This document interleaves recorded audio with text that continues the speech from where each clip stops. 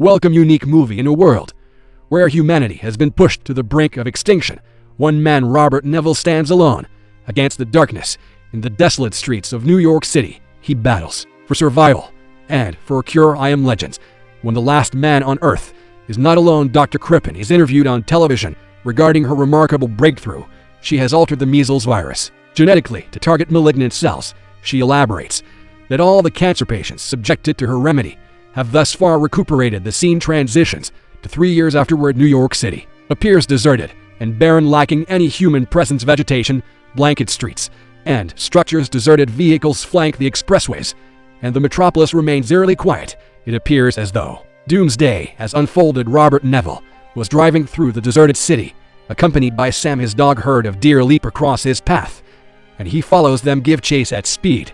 In the car, he tries to shoot them, and we realize it's a hunt. The deer split up and run down a road blocked with abandoned cars. Never give chase on foot. Trying to hunt one deer down, as he rounds a corner, he gets the deer and his gun sights, only to be beaten to the kilt by a lion that presumably escaped from the NYC's. Robert is torn as to whether to shoot the lion and its family, who also entered the scene, or leave the deer to them. At this point, Robert's watch alarm starts beeping, and he leaves, taking Sam with him. We see Neville's home. It is the typical American detached house, but it looks as though it were in the middle of a war zone. Robert and Sam have had a seemingly normal evening, eating processed food and watching TV after a bath. Never shuts locks and protects every door and window with massive steel shutters. He sleeps with Sam and a bathtub rifle in hand, with sounds of screaming surround the home. In his dreams, Robert envisions Zoe, his wife, their child Marley, and a young Sam attempting to depart from New York clad in a military uniform. Robert grapples with a minute until decision to remain in New York alone, utilizing his expertise as a military doctor to combat the virus. The craft a narrative for Marley, telling her they're embarking on a holiday. The dream abruptly shutters as Neville awakens, confronted once more by the stark solitude of his existence in his fortress. Like a boat, Robert engages in exercise routines before descending to the basement.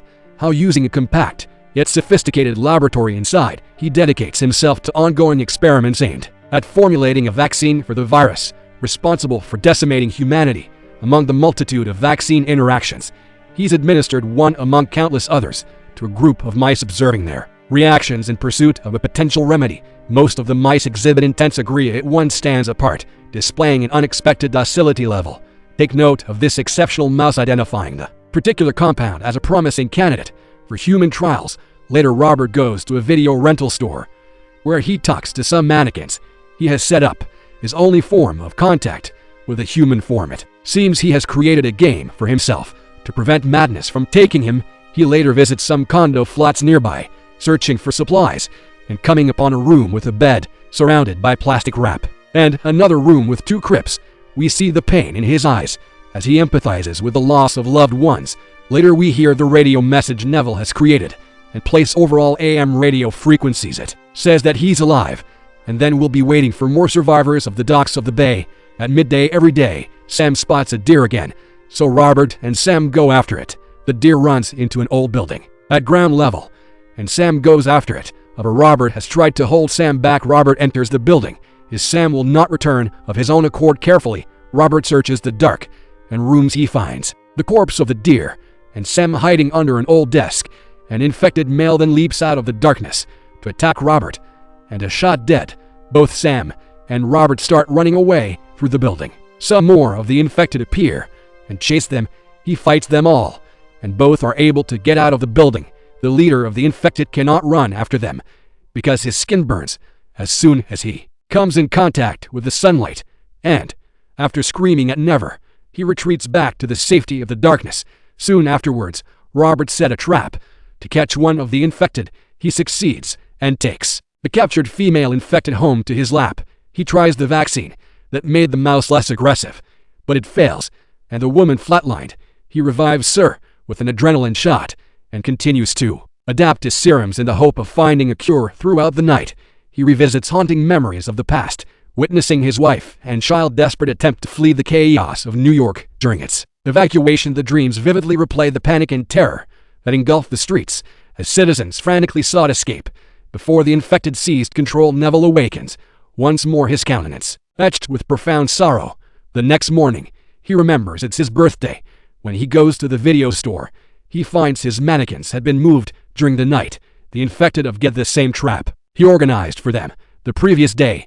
Neville is caught by the trap and passes out. When he wakes up, he's badly hurt, hanging upside down, and bleeding. Sam is faithfully waiting for him. He cut himself free finally, just as dusk falls, but he falls on his knife and impales his leg. The infected leader then appears with infected dogs who attacked Robert, but Sam defends him, who succeeds and crawling back to his car to retrieve a pistol, shooting the infected dogs dead. He looks over to see Sam collapse from a bite wounds and picks her up and lays her in the car. When he gets home, he put Sam on a table and injects with an experimental vaccine.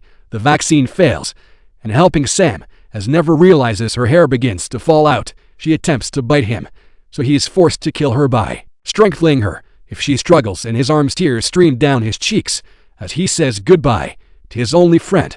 He then goes and buries her in the streets. In a grief-stricken rage, he decides to fight all the infected face to face. He drives his SUV at high speed into the hordes of infected who roam the streets at night.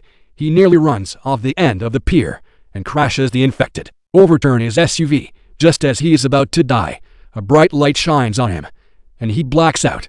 While blacked out, he has dreams about the past once more.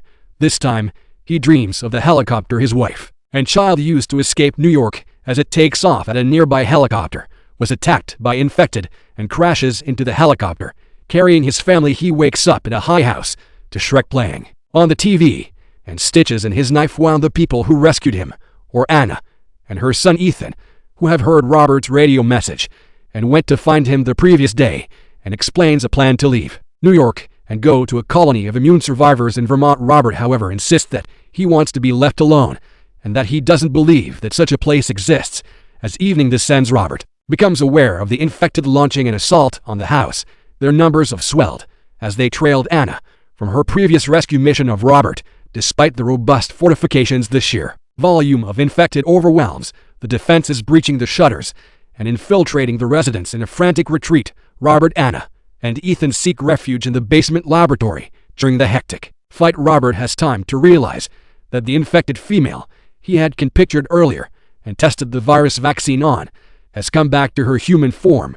He takes a sample of her blood in a syringe and gives it to enter, telling her to leave through a small trap door. With Ethan, Robert's days back to kill as many of the infected as he can, blowing them to pieces, along with himself, including the vicious alpha male, who has made a personal quest out of hunting Robert down. Anna and Ethan arrive at an enigmatic location nestled in the countryside, a road interrupted by a fortress-like wall, guarded by a formidable steel door.